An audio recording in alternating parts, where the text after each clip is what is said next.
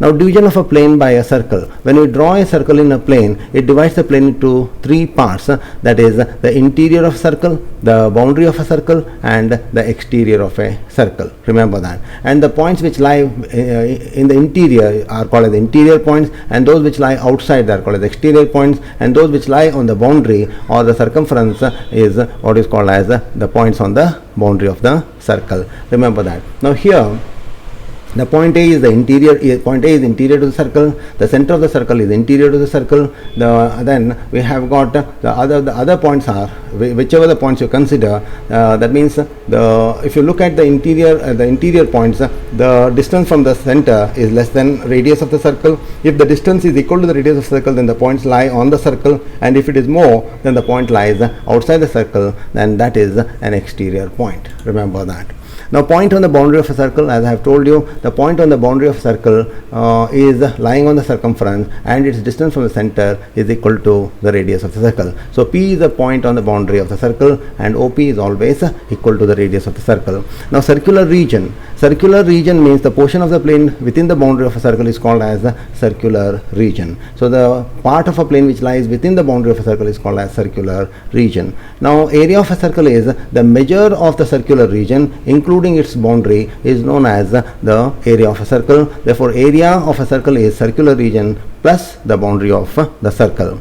Now what is the relation between the circumference and diameter of a circle? If we measure the circumference C of a circle and also measure the diameter D of a circle and take a ratio of it, if you take the ratio of that means take the ratio of C and D, that is C upon D is a constant equal to 22 upon 7, and 22 upon 7 is denoted by the symbol pi, and therefore C upon D is equal to pi, or C is equal to pi D. But we know that D is equal to 2r, and therefore C is equal to 2 pi r. So C is equal to pi d and C is equal to 2 pi r are very important relations to find the circumference of a circle if diameter is given or the radius is given. Remember that. Now the next important discussion is sector of a circle. Now what is the sector of a circle? The region of a circle bounded by two radii and their corresponding arc is called sector of a circle. Let us understand here. Now if you have a circle here C1, and OA and OB are the two radii, and arc, we have an arc AB. Now the region which is bounded by the two radii and the arc AB is called as a sector. Now this sector being sector, and it is, remember that the points of radii on the circle are the end points of the arc also. Now two radii drawn in circle divide a circle into two sectors. Here this is one sector, this is another sector, and each of those sectors are called as minor and major sector. The minor sector is the region of a circle bounded by two radii and a minor arc, and whereas the major sector is the region of a circle bounded by two radii and the major arc. So we have OA and OB are the radii, arc AB is the minor arc, therefore ABOA is the minor sector, and here OA and OB are the radii, and arc BA is the major arc, and BAOB is the major sector. Remember that. Therefore a circle is divided into two sectors by two radii. One is the minor sector, the other one is the major sector. Remember that. Angle in a segment or inscribed angle. An angle whose vertex lies on the circle and its arms cut the circle at two distinct points is called as inscribed angle. Now if you look at the figure, PAQ is an angle. The vertex of the angle lies on the circumference, and the arms of the angle, that is AP and AQ, cut the circle at two distinct points P and Q. Therefore angle PAQ is called as inscribed angle. An arc subtending an angle at the circumference is an inscribed angle. Therefore we have an arc here, that is arc PQ, subtends an angle at the circumference, and that is called as inscribed angle. So the angle PAQ is inscribed angle, or angle PAQ is the angle subtended at the circumference of the circle. Remember that. And subtended, now here PAQ is a minor arc, therefore it is angle subtended by a minor arc. Remember that. Now angle subtended by an arc. If you consider an arc, it subtends an angle at the center called as the central angle, that is angle AOB, the central angle, and it subtends an angle at the circumference or inscribed angle, that is called as angle APB. So angle APB is the inscribed angle, and AOB is the central angle subtended by one arc, that is arc AB. Now relation between central angle and inscribed angle subtended by an arc. So if you consider an arc here, arc APB, it subtends an angle at the center and also at the circumference. Now if angle at the circumference APB is x, then the angle at the center AOB is double that, it is 2x. Therefore, the angle subtended by an arc at the center is double the angle subtended by the same arc at the circumference. Please remember that. Now the measure of the central angles and inscribed angles subtended by minor arc, major arc and a semicircle. So let us understand this very clearly.